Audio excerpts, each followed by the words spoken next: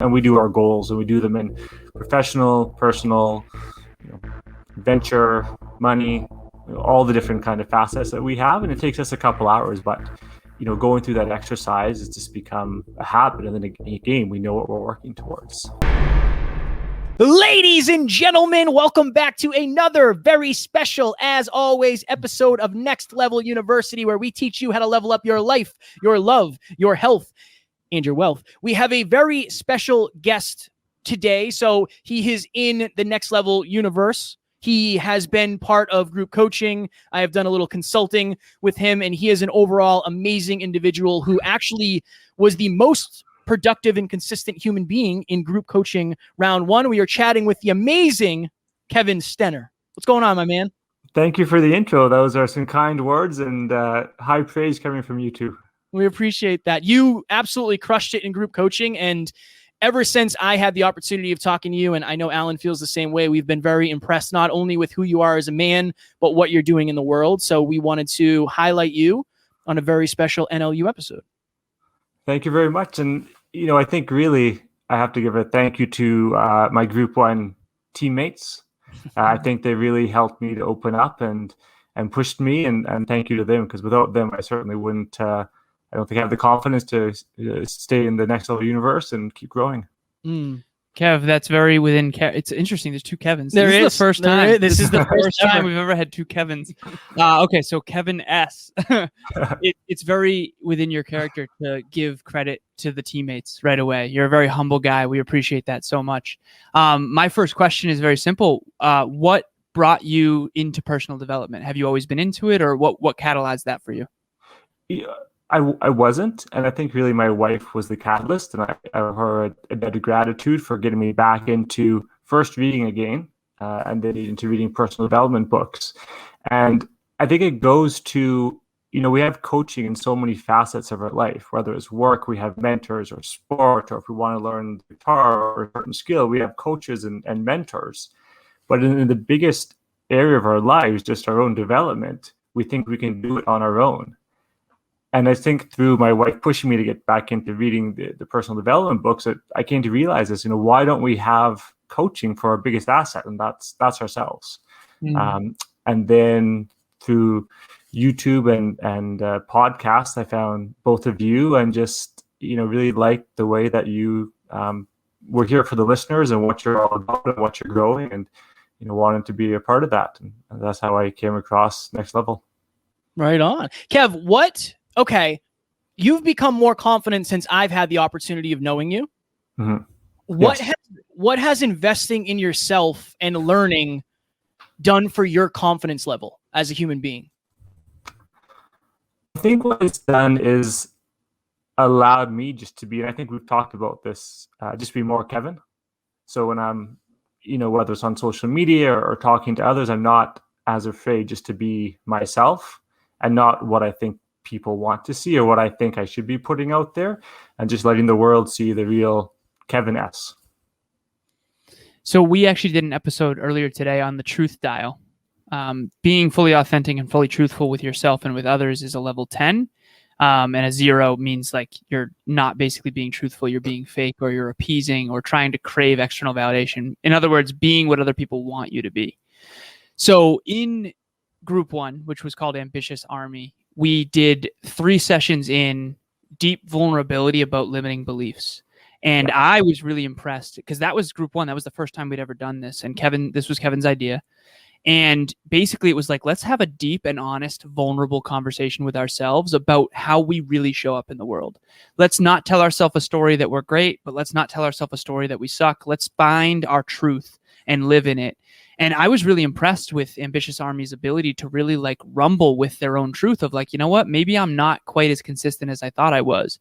Maybe I'm not quite as good at this as I thought I was, or maybe I'm even better than I thought I was. So regarding that conversation that we had, I guess what has being vulnerable and honest with yourself done for you since then? I think it's given me a license to go chase the goals and dreams that I have. And not just chase the goals and dreams that I think other people want me to go after. And I think and it's probably you, Kevin, that used this term. It kind of took my snow globe, picked it up, shook it all around, and then I could kind of, find a new path within that and really decide, where do I want to grow? What interest do I want to pursue? And, what do I want the next few decades of my life to look like? And I think it gave me the license to be okay with chasing those, despite them being outside kind of the more traditional income streams. I have to give Alan credit for the snow globe because that was his thing originally. Kev, what was Kevin's percentage at the end?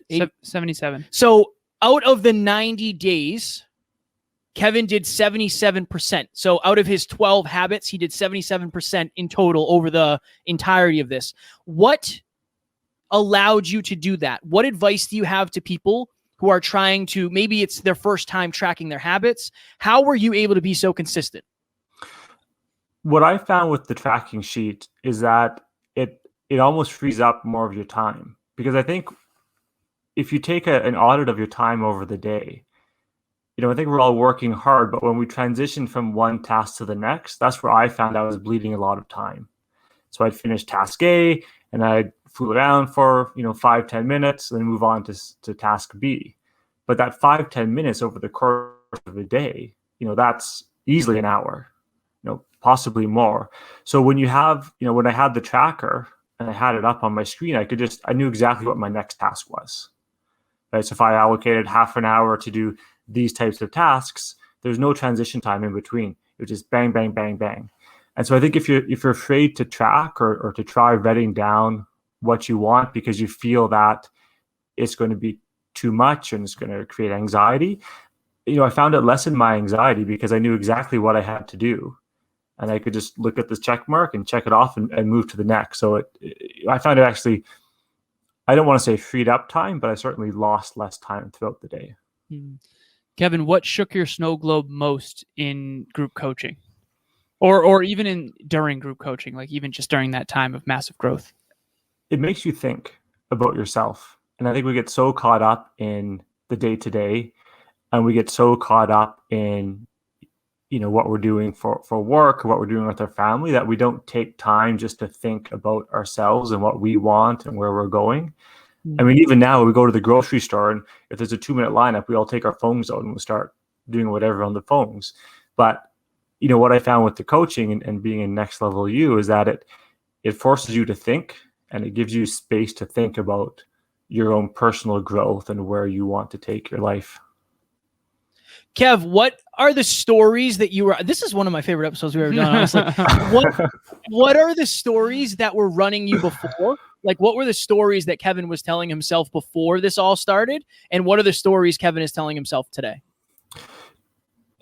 One I've had my whole life is I had a speech impediment growing up, and that's really affected me, I think, throughout my whole life. And, I do a lot of speaking in my profession, so I've gotten past it, but it's always there in the back of my mind.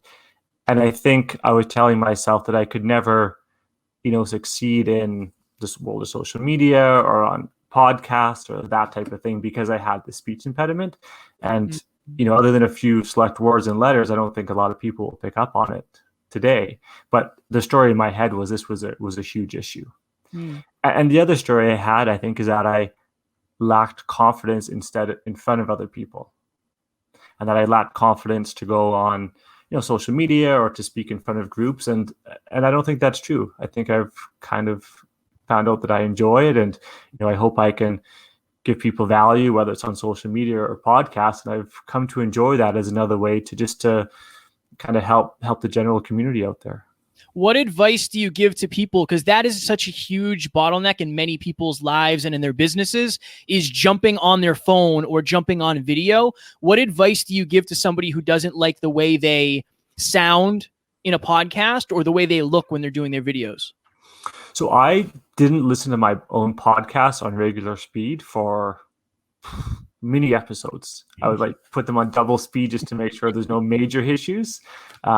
And then that would go down to 1.5 speed.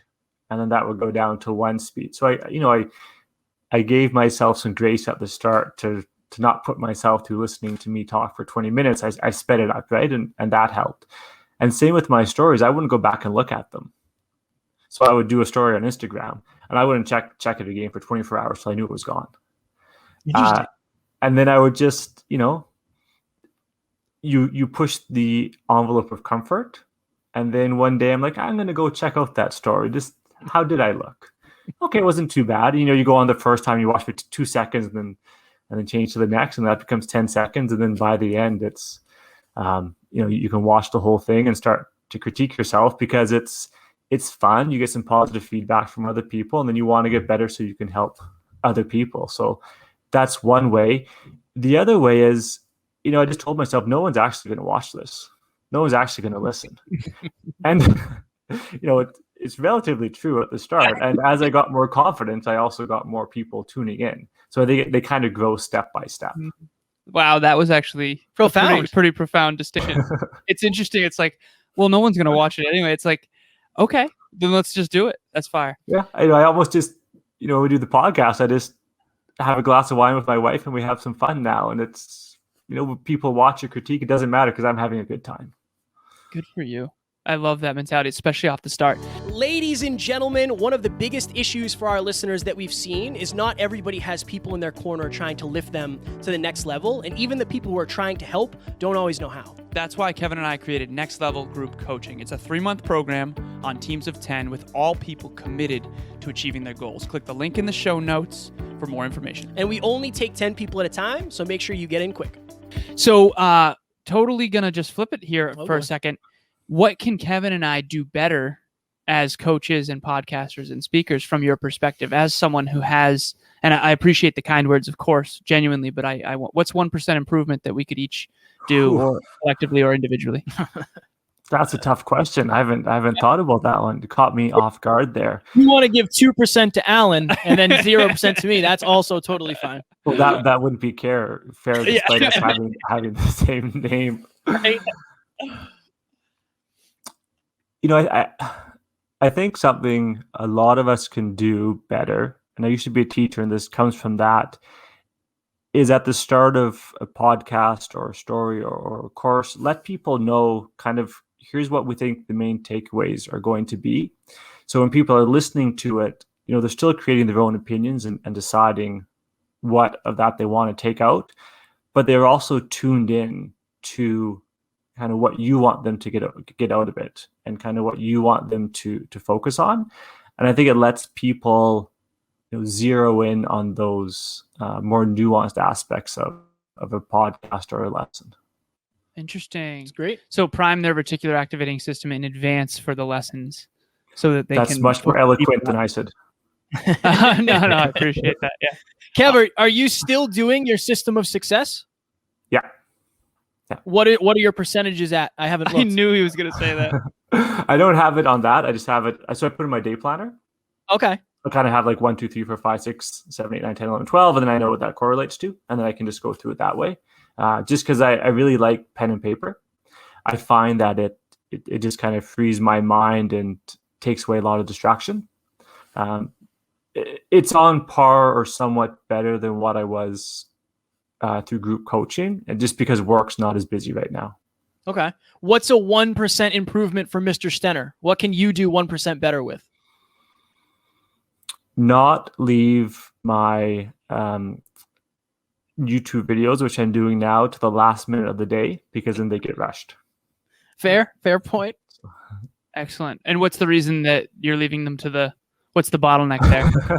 Coaching session. Yeah. I think the bottleneck is that's when I feel not guilty about doing it, because my work's generally done for the day, or I'm not going to work again until my wife goes to bed. My training's done for the day, house is cleaned up, dishes are done, kids are in bed. And so then I can sit down and do it. I don't like doing it, to be honest, when the kids are awake, because I want to be hanging out with them. Work's done. I want to play with them before bed. Oh, what a beautiful I love that. Kev, okay, one thing we say on NLU is we're heart-driven, but no BS. All right, so you were 77% consistent throughout the entire process. You've achieved a lot in life. You're a successful person in law. Like, you do a lot of things. Has it been easy to get where you are today? No. what do you say when it comes to having a fail forward mentality of like, you've obviously failed a lot along your journey, right? How do you make sure that you get through that and get up stronger every time? I think you have to have goals. You have to have the end in mind, and then you just have to work backwards from that. If you don't know where you're going, then I think when you get knocked off track, it's harder to take the positive out of it.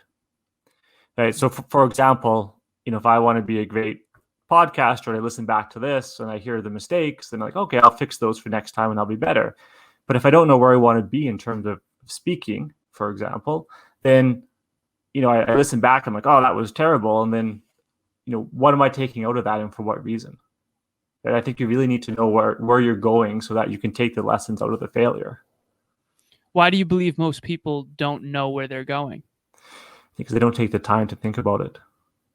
I think it goes back to one of the real values in what you guys do through the podcast and the Facebook group and the coaching is it forces people to think. So even in your Facebook page every day, you have, a quote or a saying or something. And it's always very thought-provoking. And even if someone just reads that and takes 5 minutes to internalize it and actually think about it and be honest with themselves about what their answer would be, they're giving themselves a chance to focus on themselves as opposed to what the boss wants them to do or getting kids out of the house for school, whatever it is. And I think people don't take the time to focus on themselves. How did you get clear on your goals, Kev? I think I've always been very goal driven and I've always liked working towards one. And coming from an athletic background, that's always been fairly natural to me. What my wife and I do a couple times a year is we'll sit down and it'll be a fun time. We'll have, a glass of wine or some fun food and we do our goals and we do them in professional, personal, adventure, money, all the different kind of facets that we have. And it takes us a couple hours, but, going through that exercise has just become a habit. And then again, we know what we're working towards. How often do you do that? Is that annual? We do fairly significant sit down and discussions twice a year, and then maybe smaller check-ins throughout. Nice. I love it. All right, Kev, I want you to plug all your things that you're doing. Before you do, it wouldn't be an NLU episode if I didn't say give a 10-second blip to the listeners. A 10-second blip on anything. Whatever Kevin Stenner believes will help them get to the next level. Okay. I think people need to have more fun, and more fun in terms of what goals they want to chase. And I think we're so stuck on, just making money or just being successful in our work or relationships that we forget to have fun. And if you can have fun in the process and you have goals that allow you to have fun to achieve them, then life is just so much better. And I think we're all way too serious most of the time. Kevin messaged me and said his first YouTube video, he's like, I got it up, but it's like backwards in the wrong way. And I was like, that's fail forward. Like, you're having fun doing it and that's what matters and you'll improve as you go. Perfect. Very proud of you, Kev. Oh, thank you. Thank you. Of course. So you have a podcast, you have a YouTube channel, you do many, many things. Talk about what Kevin Stenner and I know your wonderful wife do in the world. Yeah, so I think I'll start off with there's a great organization that I'm doing an event to support in September. It's called Two Wheel View, and they teach social emotional learning to youth through the bicycle as a tool. So I'm doing an Everesting triathlon for that, which will be a 10K swim, and then 10,000 meter elevation gain in a bike ride, 10,000 meter elevation gain in a run. So it'll be around 50 hours fundraising for them. And that link will be up on my Instagram and YouTube channel shortly. And the Time Crunch Triathlete on both Instagram and YouTube. And then my wife and I have a mindset podcast, Your One Life with Stenner Fitness. Beautiful. Your One Life. Very Your cool. One Life. And we Very picked it because you have one life, so you may as well have fun and maximize it. Strong work. Your one life with your one wife. I love it. Kevin, thank you so much for coming on. Thank you for being a part of group coaching. You've become such a big part of the NLU community, and we appreciate it so much. Yeah, I'm so grateful, Kev, that you did this with us. This was genuinely a lot of fun, and honestly, you crushed it. I know it can't be easy to be on the other side of the camera or the other side of the microphone on our interview, so you did an amazing job, brother, and I'm very, very grateful for you, and you're an amazing, amazing man. Oh, thank you so much. This is a dream come true. I mean it. I texted you guys and said, I had one of my long-term goals is to be on your podcast one day. So to be here is phenomenal. And thank you so much for what you do. And here's to another 600 episodes. Cheers. Just Kev, getting started. how long did it take to manifest that from when you wrote it down to when it happened? About a week, and I don't think that's normal result. So we should have a disclaimer. But Some goals may or may not take longer than a week. yeah. And if you are out there, by the way, so the winner of peak performance tracking at each group does come on NLU. So thank you, Kevin, for being the first time we've ever done this, man. This is gonna solidify it for us going forward. Oh, thank you guys. Appreciate it. Thank you, Kev. Ladies and gentlemen, follow him. Kevin Stenner is a good man, and we are very grateful for him. We will talk to you on the next one. And as always, we don't have fans. We have family. Talk to you soon.